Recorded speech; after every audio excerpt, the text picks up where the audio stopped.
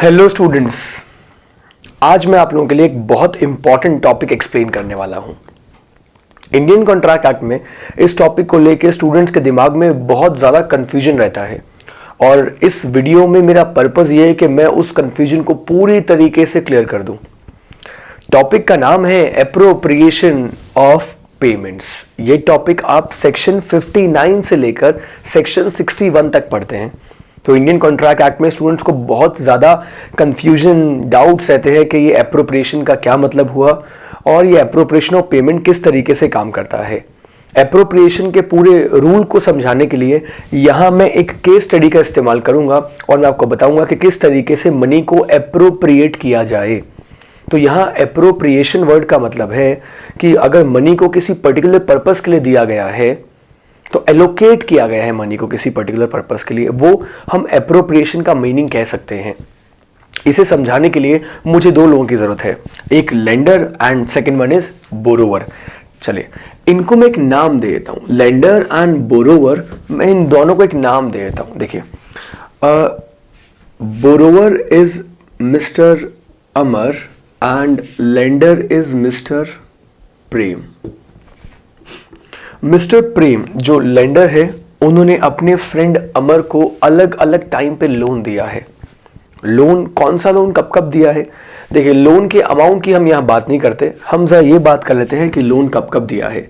देखिए, मैं ये बोलता हूँ कि जो पहला जो लोन दिया गया था, वो पहला लोन दिया गया था इन द ईयर 2011।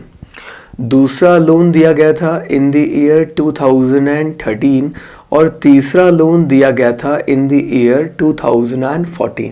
तीन लोन दिए थे, एक 2011 में, दूसरा 2013 में एंड थर्ड लोन दिया गया था इन द ईयर 2014। राइट?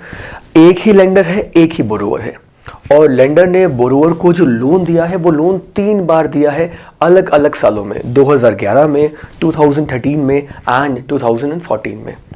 अब बारी आई रीपेमेंट की। देखिए, अब रीपेमेंट की बारी आती है। तो रीपेमेंट कब हो रहा है? अच्छा ठीक है, अब मैं रीपेमेंट की बात करता हूँ। रीपेमेंट किया गया है इन द ईयर 2016। लोन के अमाउंट का रीपेमेंट किया गया है। हम यहाँ इसकी बात नहीं करेंगे अमाउंट कितना पे था, हम पहले बेसिक कॉन्सेप्ट को समझने के लिए डेट वाइज इसे समझते हैं। तो मैं यहाँ अमाउंट को पर्पसफुली यूज नहीं कर रहा हूं सो दैट आपको उसकी बेसिक अंडरस्टैंडिंग क्रिएट हो जाए। अब बोरोवर ने लेंडर को रीपेमेंट किया है इन द ईयर 2016 और रीपेमेंट करने के साथ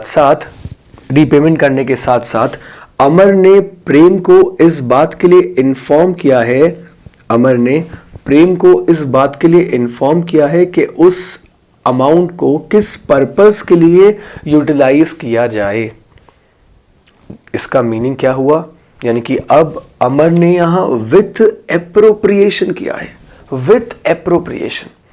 तो अमर यहां प्रेम को यह कह रहा है, जो बोरोवर जिसने पैसा लिया था अब वो रीपेमेंट कर रहा है, लेकिन वो ये बताएगा कि जो अमाउंट मैं रीपे कर रहा हूं इससे कौन सा डेब्ट सेटल होगा, 2014 वाला होगा, 2013 वाला होगा, या तीनों में से कौन सा डेब्ट सेटल होगा, ये डिसाइड कौन करेगा?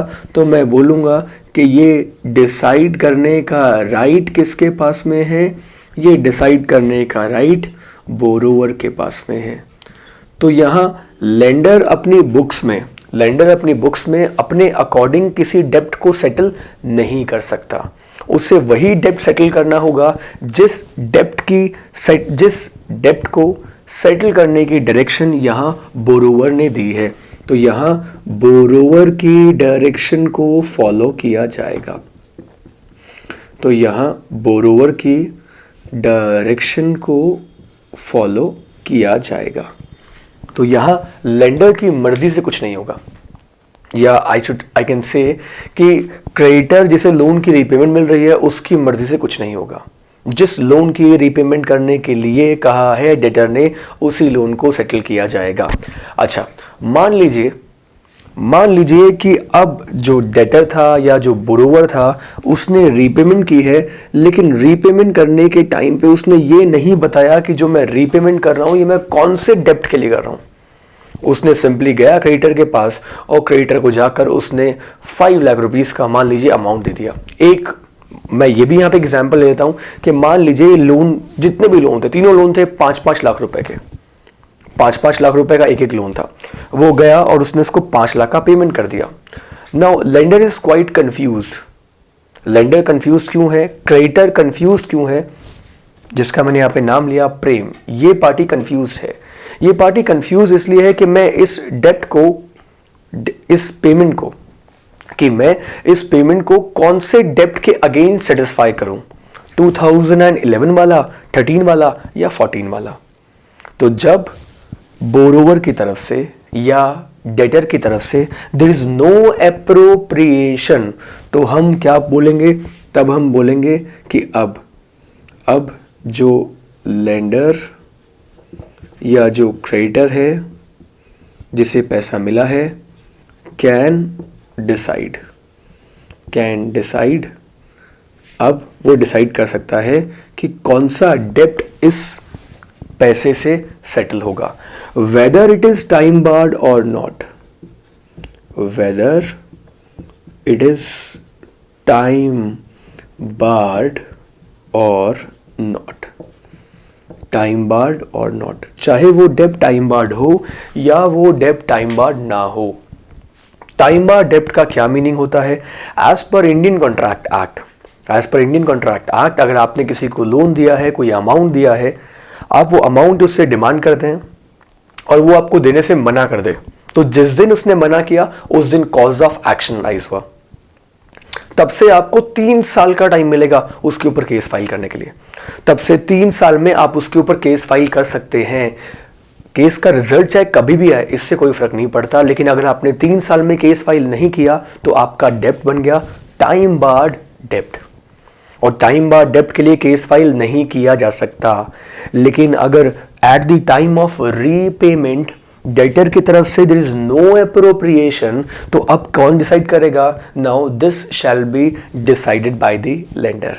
अब वो अपने फर्स्ट लोन को सेटिस्फाई कर सकता है जो पेमेंट उसे मिली है। तो अगर उसे डायरेक्शन मिला था तो जो डायरेक्शन मिला उसके अकॉर्डिंग ही सेटिस्फाई करेगा। तो ये देखना हमें ये है कि डेटर क्या कह रहा है रीपेमेंट के टाइम।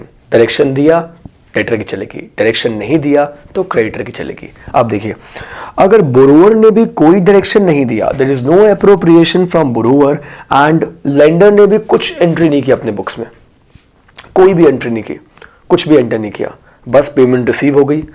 अब क्वेश्चन यहां पे ये राइज हुआ कि ये जो पैसा रिसीव हुआ है ये इनमें से कौन से डेप्ट के लिए मिला है, कौन सा डेप्ट हम यहां पे चूज करेंगे। सो कोर्ट ने कहा कि उस केस में हम